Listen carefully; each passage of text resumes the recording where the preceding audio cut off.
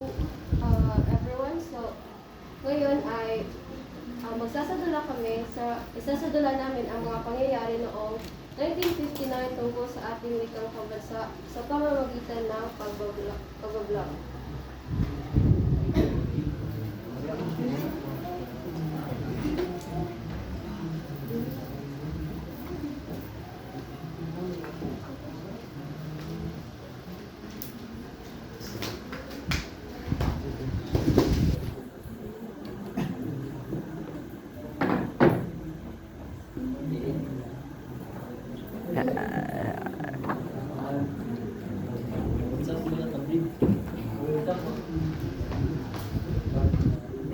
So what's up guys? Ako nga pala si Judge Michael, ang inyong walang kwentang vlogger. At ngayon ay samahan niyo akong matuto at maglakbay at mamigay ng kaunting tulong sa ating mga kababayan.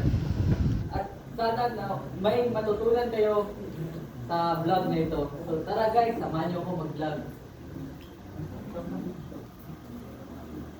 So ngayon guys, nasa labas na tayo. At maghahanap tayo ng mapagtatanungan tungkol sa ating. Ito si Lolo. Lolo. Lolo, pwede po bang magtanong? Oo naman iyo. Tanong nga. Alam niyo po ba anong nangyari sa ating wika noong 1959? Ay, oo naman. Kabataan namin. Mga kabataan namin. Oo. Magaling.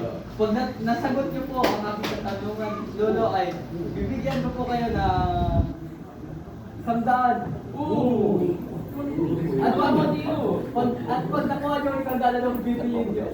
Pagdagdag sa aming maintenance. Galing. Okay, dito na. Ano ang nangyari sa wikang pambansa natin noon, Lolo? Ikaw mo. Noon. Oo, yung panahon natin. Bata pa tayo. Pero nung naalala ko, yung wikang Filipino, ang wikang pambansang natin, ay hindi pa tinawag na Filipino, kundi Filipino pa rin. Oo, yung litrang P. So, ang mga nangyari pa na mahalaga ay naglabas ng yung kalihim ng katawaran na edukasyon. Oo, yun si Yung Jose F. Romero. Oo, yung taong yun. Lolo, may kalaman mo ba?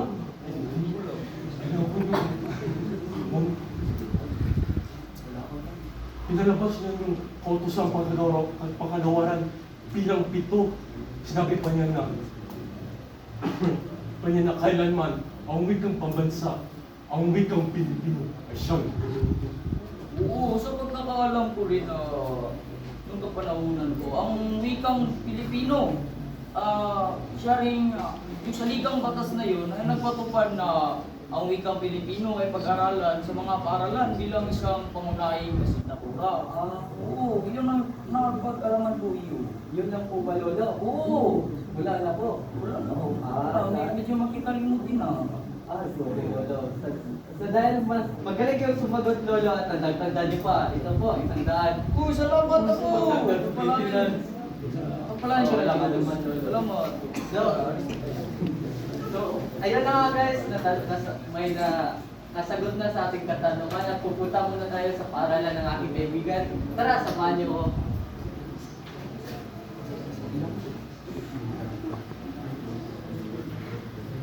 So kaibigan, sa isang tanong.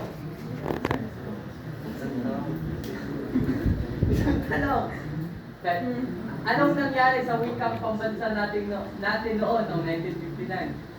Sa akin pong kaalaman, noong 1959 ay isinagawa ang forma na pagsusuri ng alpabeto ng wikang Pilipinas. Ang alpabeto ito ay tinatawag na abacada.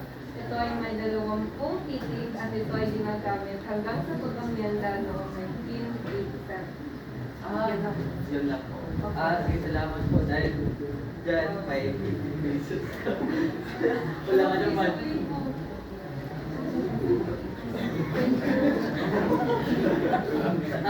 Tara guys, at dahil malapit na magtakip silid, uuwi na tayo. Tara. Uwi na tayo. Sorry! Sorry po, Manong.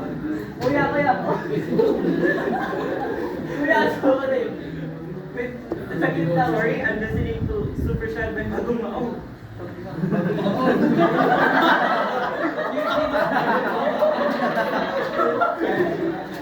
Yun lang po, sana ay natuwa kayo at may natutunan.